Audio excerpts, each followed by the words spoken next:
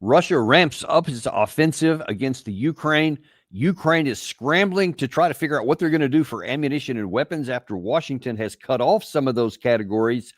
And the West still seems disconnected from reality, as though none of those things are happening, and they're still doing all kinds of things as though everything's working just wonderfully. This dystopian kind of Orwellian world that we're living in, unfortunately, continues on. Meanwhile, the Ukraine soldiers keep dying in large numbers on the front. Ukraine territory continues to be lost to the Russians every day. Those trends, probably all of them, are going to continue on for the foreseeable future. And to try to help us at least have a chance to make some sense out of this, we have back on the show today Patrik Baab, one of Germany's best and most critical international journalists. Mr. Baab is the author of the best-selling book On Both Sides of the Front, where he shares his experience traveling in the Donbass. He worked for many years as an editor in the North German broadcasting company NDR and was also a lecturer at 2 different universities. Professor, welcome back to the show. Hello, thank you very much for inviting me to the show. Well, listen, I was especially eager to have you on here to talk because there's so many things that are going on here, and a lot of it has to do with European and even some German specific issues. But I want to start off with your experience here at the the St. Petersburg International Economic Forum last month, which I think is really instructive, more so than a lot of people may think, especially in the West, because hardly anyone in the West even heard about it. There was very, very little, if any, coverage, at least in the American media. But since you did participate in that, you have some interesting observations. One of the things I'd like you to talk about first is that one of the objectives of the West has been from the outset to isolate Russia internationally, economically, diplomatically, et cetera, and really put the pressure and the pain of war on so that they come to the conclusion that they have to submit to what we want to do and have a negotiated settlement at terms advantageous to us. You have a different view on how that's working. Absolutely. So in June last month, I visited privately Russia to see friends. And my publisher, my book is translated in Russian language, and my publisher invited me for 2 discussion rounds in Moscow. And at the same time, the St. Petersburg International Economic Forum took place with more than 20,000 guests. The whole city was full from all over the map, except the United States and the NATO countries. And that shows Russia is fully integrated in the world economy, with many countries in Africa, in Asia, South America. The European Council on Foreign Relations wrote, "United in the West, divided from the rest." And that's the truth. This shows that the United States and their European vassals are not dominating the world economy anymore. The new hotspots are not London and New York or Berlin. The new hotspots are Singapore and Hong Kong. Economic power is shifting to Asia, to East Asia. And the Russian economy is growing, according to Putin, in this year by 4% of the gross domestic product instead of the war. And while European economies, especially the German economy, are shrinking and became a lame duck because of the West's sanctions against Russia, which became a boomerang. These sanctions cannot work. It's impossible because Russia is a resource self-sufficient country. And from 193 countries of the United Nations, more than 150 are still cooperating with Russia. More and more of the trade between Russia, China, India, and other countries is not processed and financed on a basis of the US dollar anymore, but in national currencies. And that means the dollar sponge is getting smaller and smaller. So the US will have more and more problems to print dollars and to export the own inflation and to finance the government budget with this huge amount of military spending in order to dominate the world. The United States are in difficulties, not the rest of the world, not Russia. And that Meanwhile, means, we're trying to pass it as we speak, a new budget which could increase the budget deficit by somewhere between $3 and $4 trillion. Just a mind-boggling number. As we try to have an increase in the defense budget up to right about $1 trillion, which most of it will have to be funded with debt, which, as you say, is becoming increasingly difficult to do. So it seems like that we're certainly not. It looks like we're. I think you said before we went on the air, it's like we're shooting ourselves in the not the foot but the knee. yes, yes, and that means in terms of economic growth, the West is accelerating its own decline. That's the problem, the main problem of this economy. And so the best way would be to cooperate with the BRICS states and to find another solution. But they won't do that. Also, Mr. Trump wants to make America great again and to save the unipolar world with a hegemon who's located in Washington. But this does not represent anymore the economic power of the world. The power of the world is shifting to East Asia. And now we have to deal with this process. And the West decided to do this deal in a military way. He wants to fight wars all over the map. And this is accelerating the decline of the West because war cost many dollars and so much money.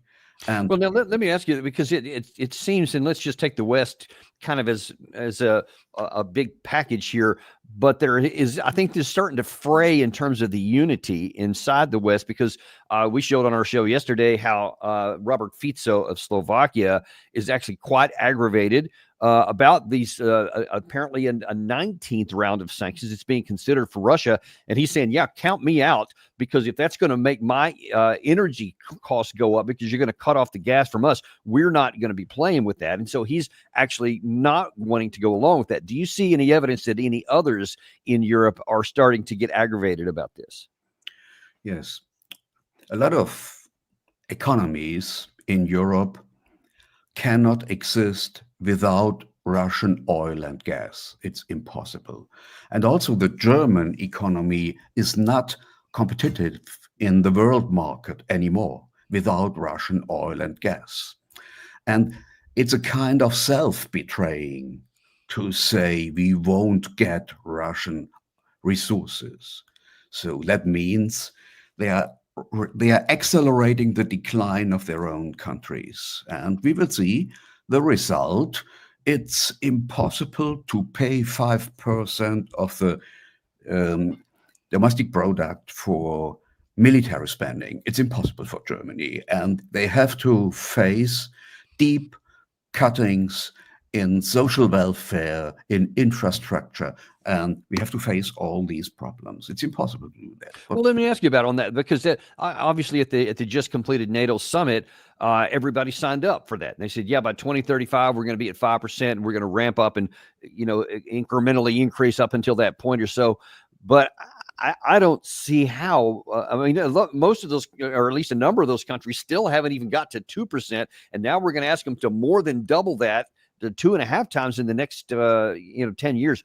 I just don't see how it's going to happen. And I mean, is it even possible for Germany, who's supposed to be one of the economic powerhouses on the continent? Are they going to get there? No, it is impossible to do that. And we see that these spendings will be split in direct military spendings of 3.5% and 1.5% in infrastructure spendings. But I think this is impossible as well, because that means extreme social cuttings, and we will face protests in the streets of Germany. So that will be the result. But what we can say is the transatlantic split between Europeans who want to continue the war in Ukraine and the Trump team who wants to stop the war and to find a peace solution is just a myth. It does not exist. What the Trump administration wants to do is, the Trump team wants to Europeanize the war, The Europeans should fight the war and they should pay for the war. And this is a result of the state of the war. So, according to the CIA, we have in the Ukraine war, including both sides, 1.5 million dead bodies. The Russian side has now 640,000 men, soldiers, on Ukraine ground. And it is a question of time when the front line from the Ukraine front line will break down. We will see this in the upcoming year, in the next month. Well, I actually saw we had a clip on the 1st of July, just a couple of days ago, of Julian Rupka from Germany, who admitted that part of the problem for the Ukraine side is that they just have too thin of a density of troops. He said, like, there could be 12 people trying to defend a whole village or a kilometer or two, and apparently that number is continuing to shrink, which explains in part why the Ukraine side keeps losing territory. How do you see that? Well, this is, a dream, nothing else. The Ukraine side will break down, and the next proxies who will have fight the Ukraine war will be the Germans. So many dead people in Ukraine, and the Germans will be next. According to the New York Times, we know that the Ukraine war at the front line is orchestrated by American soldiers in Germany's Wiesbaden. And that means Russian missiles are focused on Germany. And if German government wants to improve mid-range rockets and cruise missiles on Ukraine's soil, that means Germany is a participant of this war. And that means Germany will be a participant of the war and will be a focus of Russian military activities. So we will see that in the upcoming time. So the Germans will be the next victims. Well, let's certainly hope that doesn't happen. I hope that your heads will prevail. Because then you've got Article 5 issues, and the whole thing could explode. And God help us if that happens. I want to shift a little bit of gear to the Ukraine leader here, because in light of all the things that you've said there, in light of what Julian Rupka reported, what you can just see on the ground where the war has been going and where it is going, there's no rational path to continuing to fight this. That's just point blank true on a number of cases. And yet, you talk about the International Economic Forum that in St. Petersburg, but yesterday in Kiev, there was a kind of a mini economic forum where Volodymyr Zelensky invited a whole bunch of heads of various the American Chamber of Commerce, anything. We're going to get to that in a second. But here's the way that Volodymyr Zelensky is characterizing this.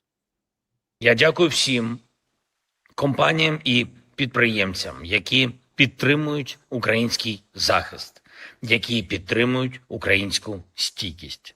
Ми сьогодні говорили про те, що важливо, коли компанії виходять з російського ринку і працюють саме тут, в Україні. Ми також будуємо нову мережу співпраці з Америкою та багатьма іншими країнами на основі спільних можливостей у розвитку промисловості, технологічних секторів. I just have a hard time understanding. He's talking about this is just some ordinary country that's looking for foreign direct investment, and he wants to hold these forums and invite heads of all these different companies in, et cetera. But they're at war, and everything is going against them. So I don't even understand the logic about having all these people. And you see this here, and this reminds me of something Gary shows on our channel a lot, going back to December of 2023. That everybody's all about bringing in that. Of course, this one right here was the defense contractors. And Gary, you had something to add to that conversation. Yeah, just a programming note. Unlike in 2023, where they're able to gather everybody together for a nice selfie, They tried that at this forum, but they couldn't fit everybody into the picture. They tried the selfie. They ditched the idea. They said, "No, can't do it. Too many people," and they just went for the table picture. So I just wanted to make that programming note. That's just, so Patrik, just help me out to understand here. And actually, before you say something, Gary, throw that other head full screen up because this is showing you the one that shows the companies that were involved in this, about that huge circle there. At the time of war. I mean, we're talking about, this is not just defense contractors here. I mean, you've got McDonald's, you got Coca-Cola, MasterCard, all kinds of people here. And I've just got to ask, Zelensky in that quote, I don't know if everybody could read all the text in there, but he said because of all the companies that have abandoned the Russian market, and you just spoke about how many are flooding in from elsewhere in the world, but he says, yeah, flood into here. But is there a path for economic opportunity for all of these countries when their country, when Ukraine is losing the war and is likely to lose it all? How does it make sense for this for me? Yes, this shows the loss of reality of the Western elites. But from the perspective of the Western elites, there are good reasons to continue the war. First of all, geopolitical questions, to cut up Russia from the Black Sea, to make the Black Sea a Mare Nostrum of NATO, and to bring Putin under pressure, probably to provoke a regime change in Russia. And economically, the Western companies invested so much, for example, in the black soil, and they want to get their investments back. They want to get their money back, and they are trying and trying and trying. Hopefully, they will succeed to fight more and more. And you have to see Monsanto on one hand, and a lot of companies who are invested in consumers products and all that. And on the other hand, the military sector, both, it's owned by financial companies. And these companies are gaining money, are making profits in peace times and in war times. It does no matter. Capitalism must function. The profits must go on. And it does no matter if you make your dollar in investing in black soil or in cars or in something else, or in investing in war products who are leading in the next wars. This does, from a capitalistic point of view, that does no matter. And that's the reason behind this war. But so from the perspective of each of these company heads that were at that table, I mean, they can't be stupid, or they wouldn't have risen to the position that they have, and they wouldn't be making money for their company. So they're not dumb. They read market analysis and all this kind of things that on a daily basis. It doesn't take a genius to obviously look at a map to see how the Russians are advancing, to look at the capabilities, how many men each side has, the defense industrial capacity, et cetera, to see that there is no path for the Ukraine side to even sustain itself without eventually dying. So then what is the motivation for a company to go in one of these economic forums when they can rationally understand there's not going to be a market in Ukraine in the future? And this is the part of capitalist oligarchs who want to stop the war. And this is the part of the capitalistic oligarchs who support Donald Trump in trying to stop the war in Ukraine, because this is a bad investment. But you have other parts in US economy and in European economy, especially in the military sector, which are making many money and lots of money in continuing the war. And this is a find behind the scene.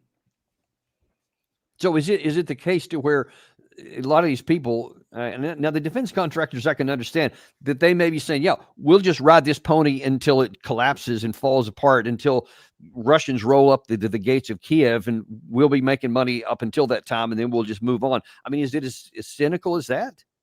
It is cynical. You are delivering the bodies, we are delivering the weapons. It's a cynical position. And From this point of view, dead bodies don't care. They don't play any role. The profits play the main role. And that's the background of this war. From a human perspective, this war had been stopped.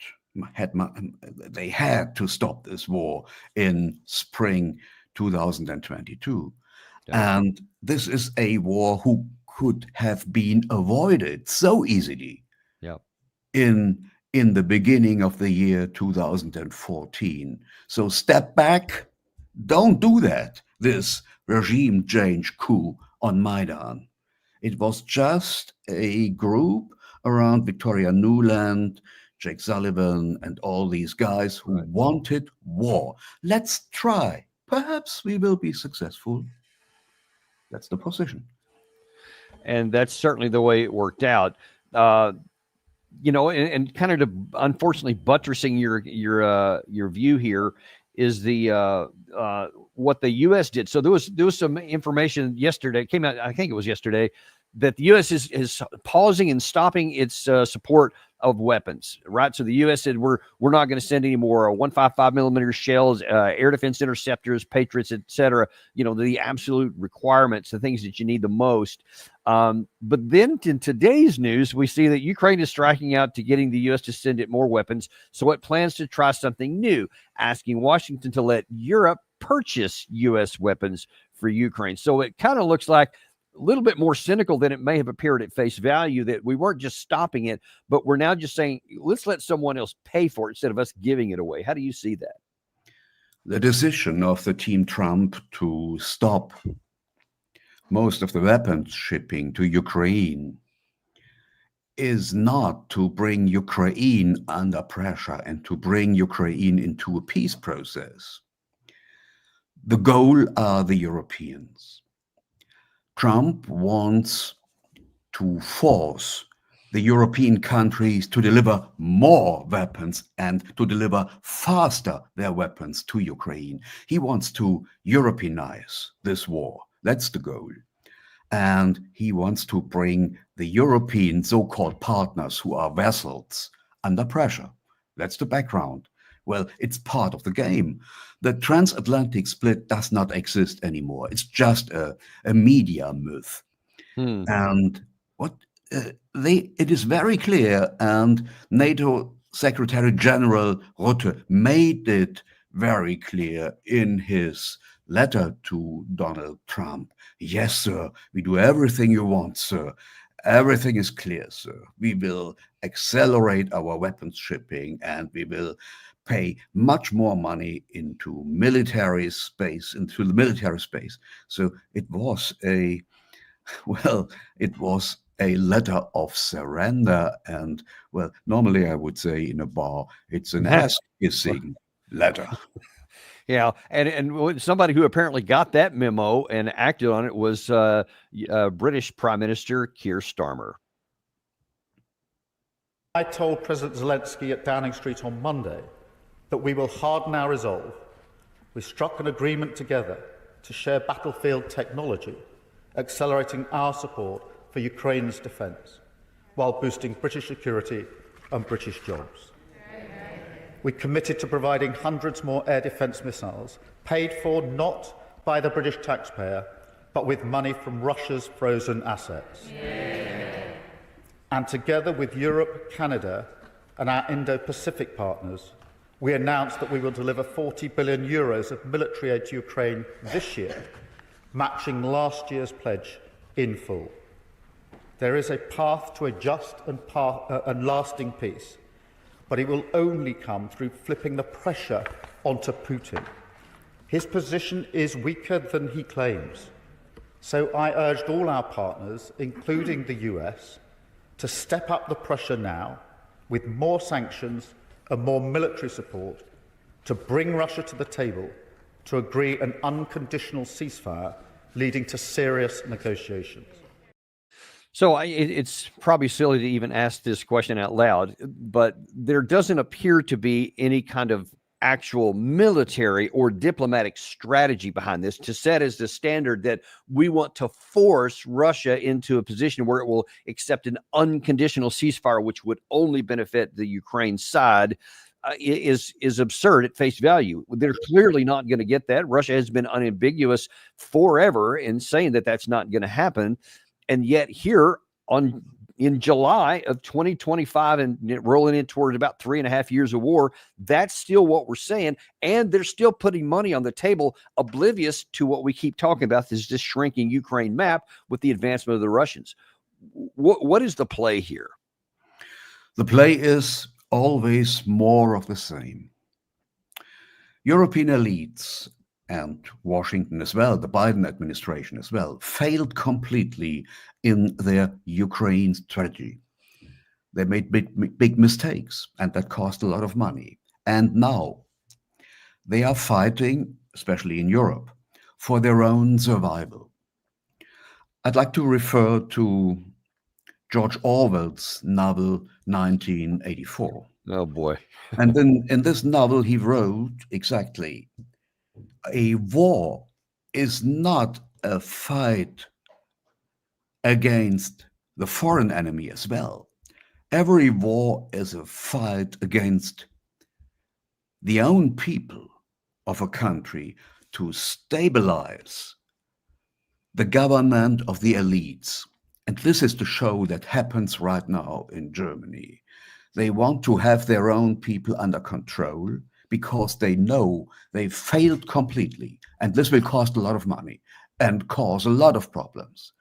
And now they are trying to press their own countrymen deeper and deeper and deeper into this war.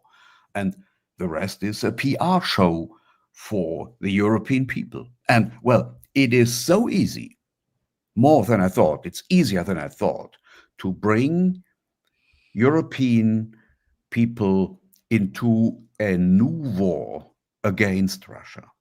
And let's remember the tragedies of the 20th century, that started in Germany in the First World War and in the Second World War. That started right here in Berlin, where I'm sitting right now.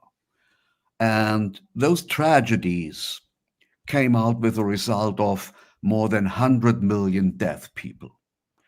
And if anybody of the 84 million Germans today thinks he could win a war against Russia, so I cannot resolve him from his own personal responsibility, because the tragedies are not only provoked by those who made them, but also by all the other ones who refused to avoid these tragedies, to stop tragedies.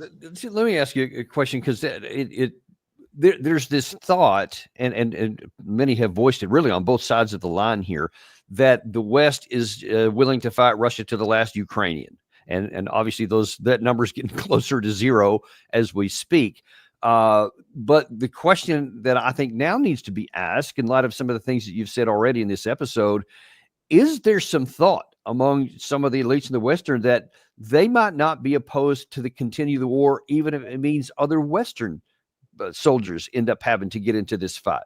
Or will they just stop and just change the narrative once all the Ukrainians are dead and the war finally is over in Ukraine because Russia wins it? Which do you see it is? Is there a possibility that these elite people who are perpetuating this war might be okay if it spreads? Yeah, they won't. The elites won't learn in Europe. At the moment, currently, it would be difficult for Germany to send 30,000 men to Ukraine, and it would be difficult for the United Kingdom to send 25,000 men to Ukraine. It's impossible. They cannot afford that. So we have a time slot of 3 to 5, probably to 8 years. And then the elites will militarize their own countries, and they will try to fight a war against Russia next time. So Russia has a gap of 3 to 5, 7 years.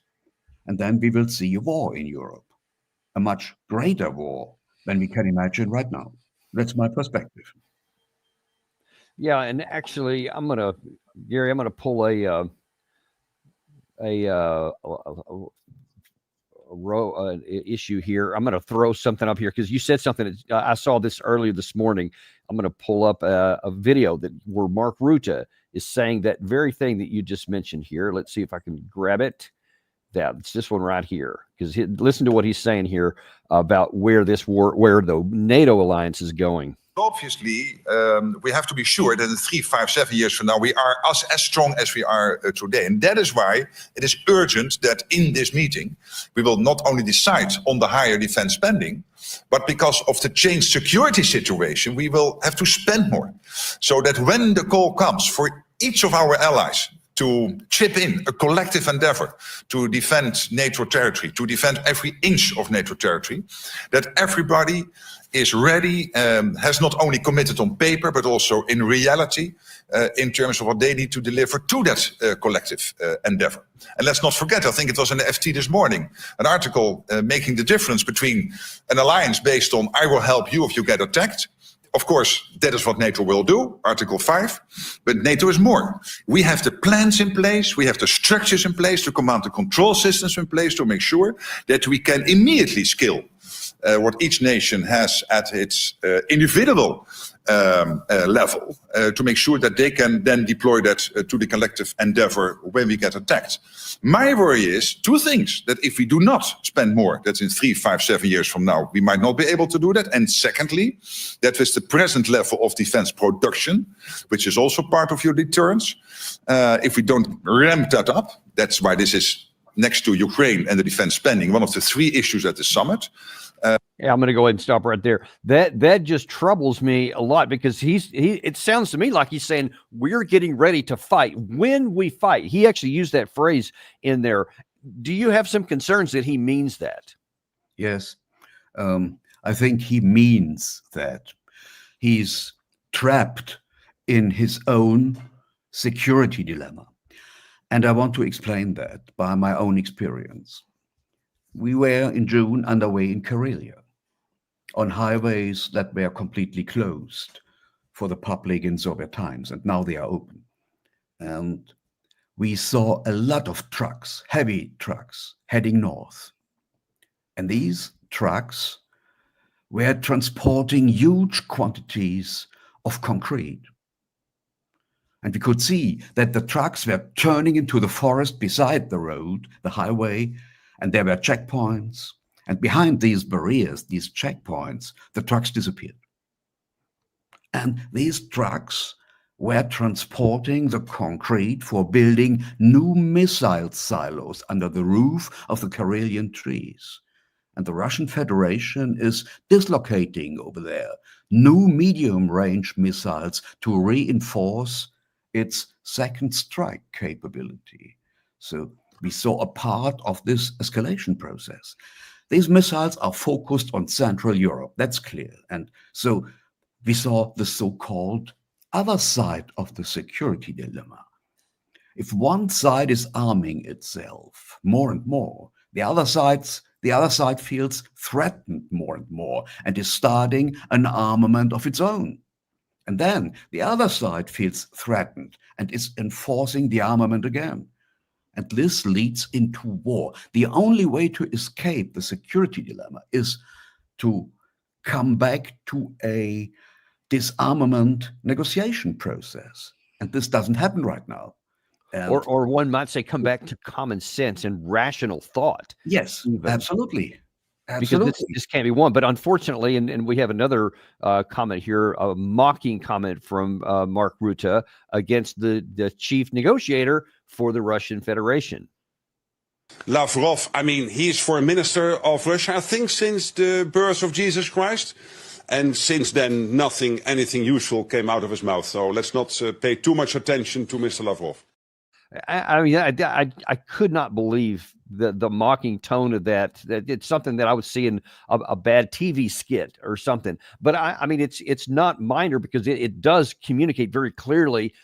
We did denigrate the Russian foreign minister, who probably is the world's most experienced diplomat right now, but he is the chief diplomat for the Russian Federation. So if you want anything to be accomplished, you're going to have to go through them. And to dismiss them on the one hand is going to make that more complicated. But on the second hand, it tells all of us on the rest of the West, don't listen to anything he says, because he's just, I don't know what he's old. I'm not sure what that even meant, but I've considered that a very dangerous development. Yes, absolutely.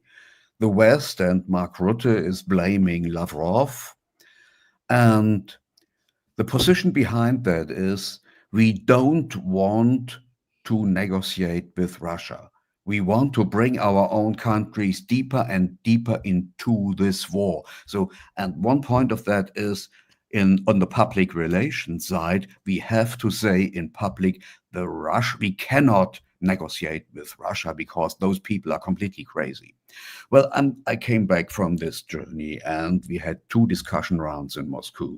I presented my book in a gallery with a lot of press. TASS was over there. They were very interested. And other journals, other magazines, RT, Russia Today was over there. And we had an open discussion and an exchange of arguments. So you can discuss and negotiate with Russian people. And we were invited in the European Institute of the Russian Academy of Science. They wanted to have us. And the room was full with more than 50 people. So it is possible to get into an exchange of interests, arguments, and positions. And what Rutte here said is completely nonsense.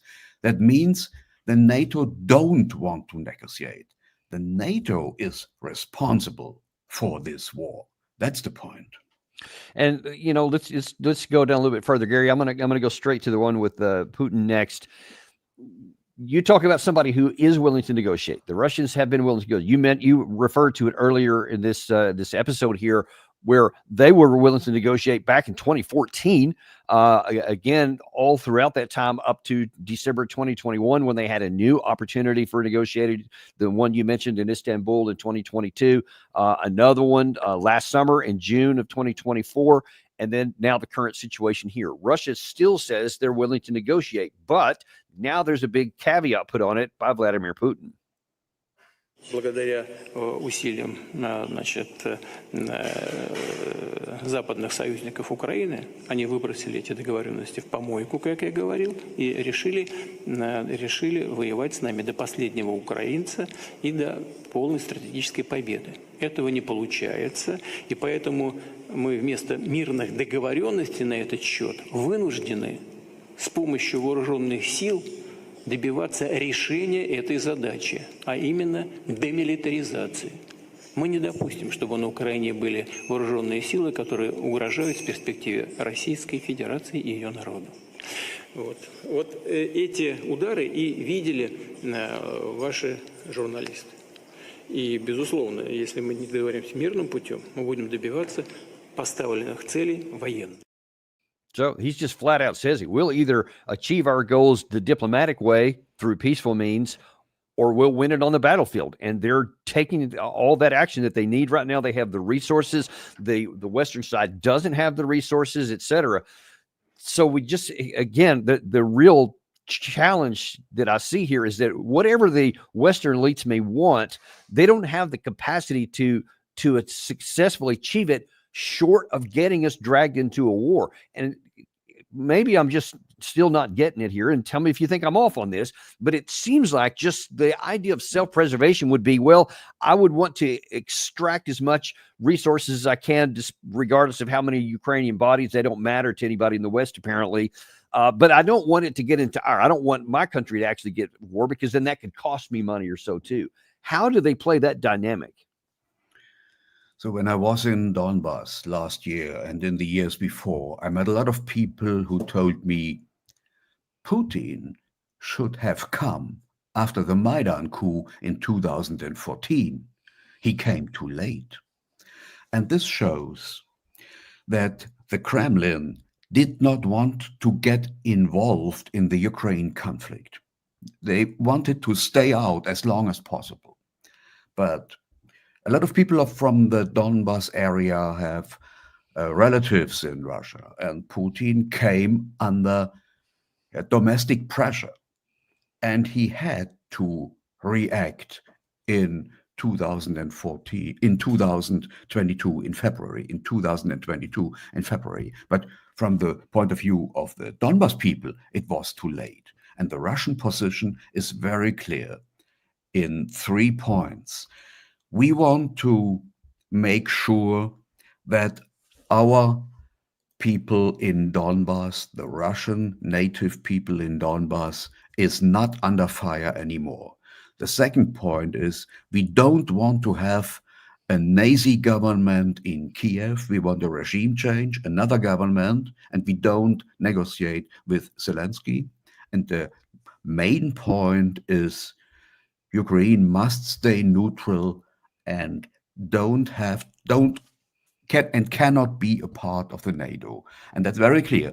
And a peace deal, to cut a peace deal, means to accept those Russian positions.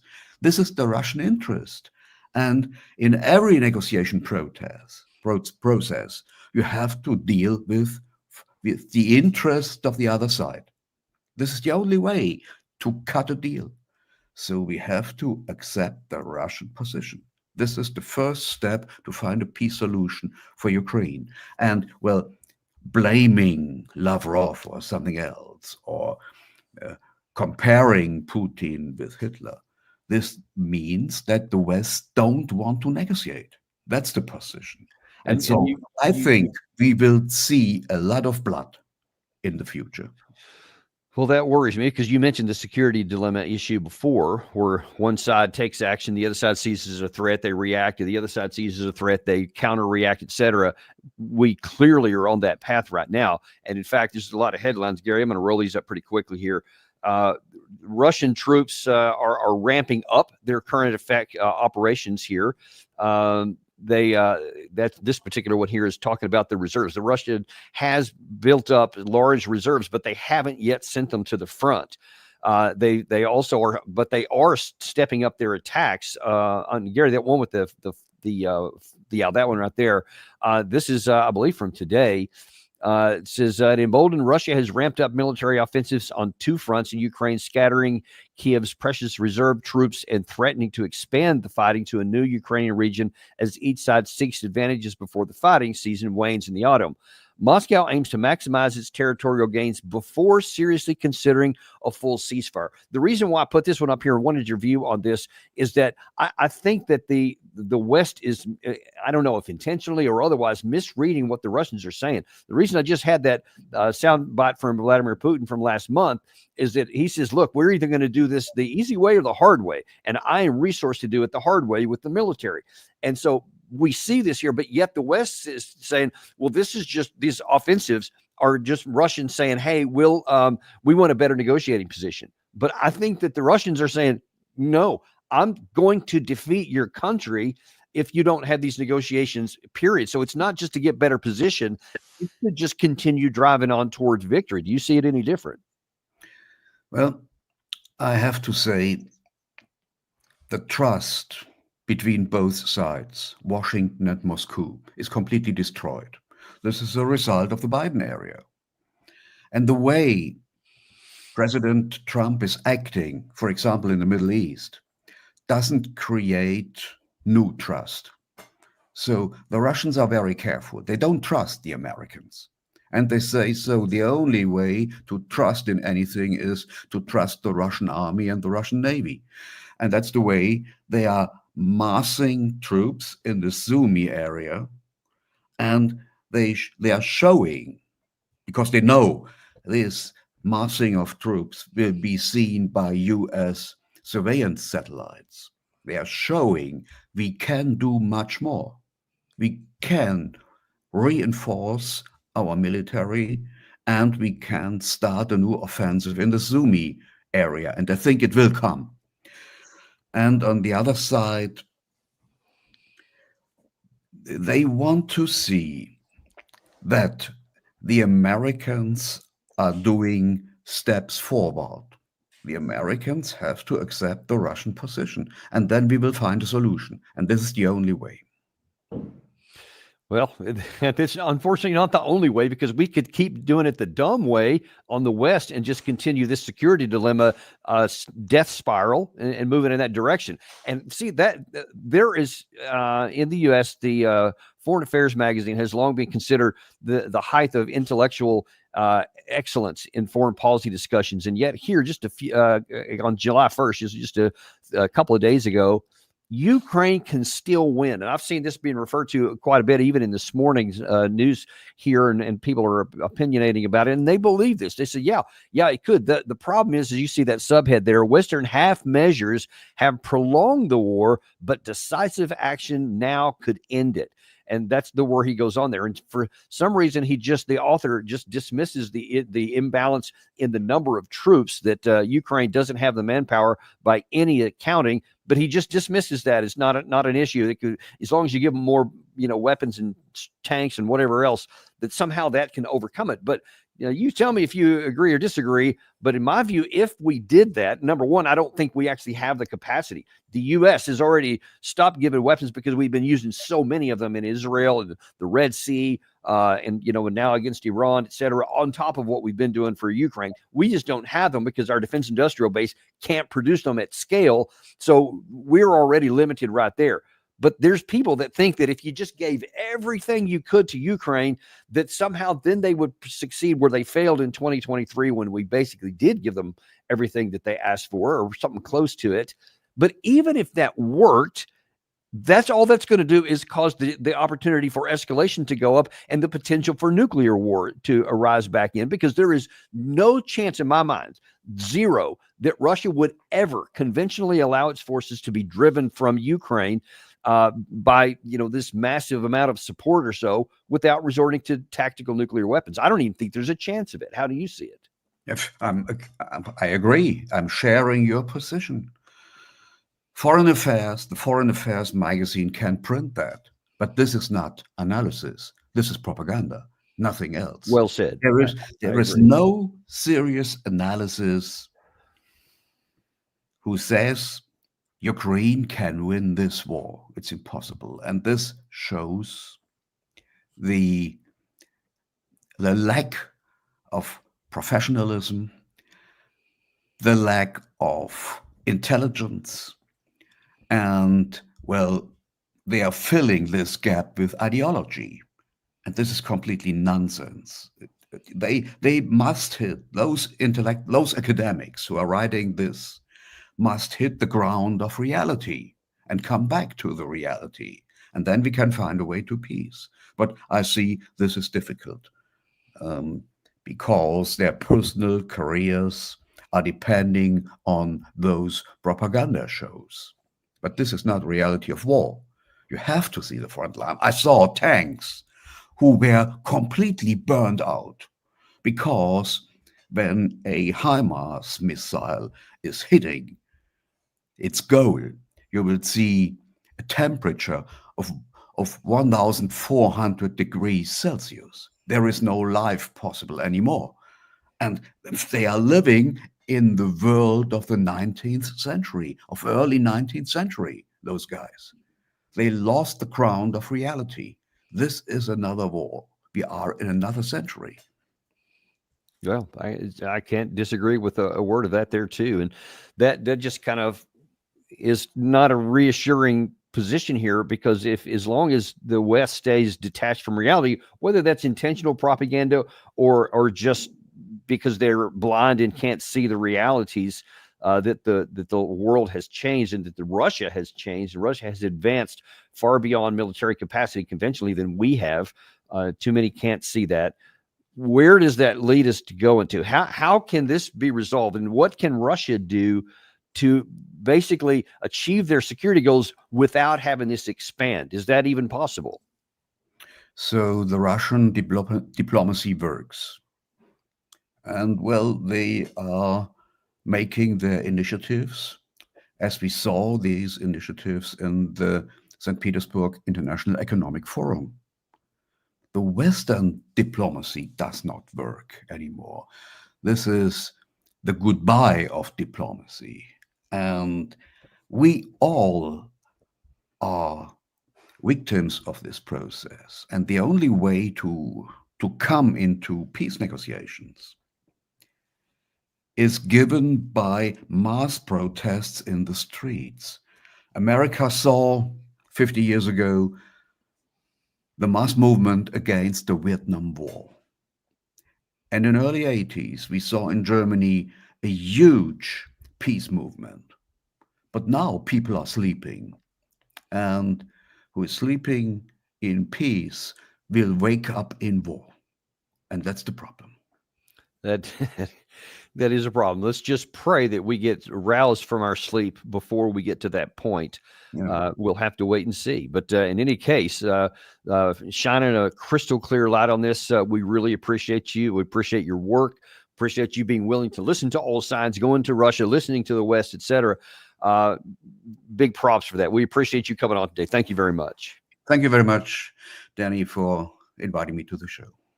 Always our pleasure. And we appreciate you guys a lot too. Be sure and like and subscribe if you haven't, because folks, you're just not getting this kind of analysis anywhere else. We are giving you the truth. We are unintimidated and uncompromised to tell you exactly the truth, even when it's something we don't really want to hear, because until you're educated and informed about what's going on, you don't know what we need to do, or you don't know what the risks are. We're providing that for you right here. And God willing, we'll be able to expand that and wake some other people up to take some of these actions that Professor is talking about here. We got another one coming on with another, first time we've had him on our show. Dr. Gilbert Doctorow is going to be on this afternoon. Is going to be talking about NATO, Russia, and U.S. military budgets. Can't wait to hear what he has to say on that, and I'm sure you would too. That's at 1 p.m., so just a little over an hour from now, and we'll look forward to seeing you back then on the Daniel Davis Deep Dive.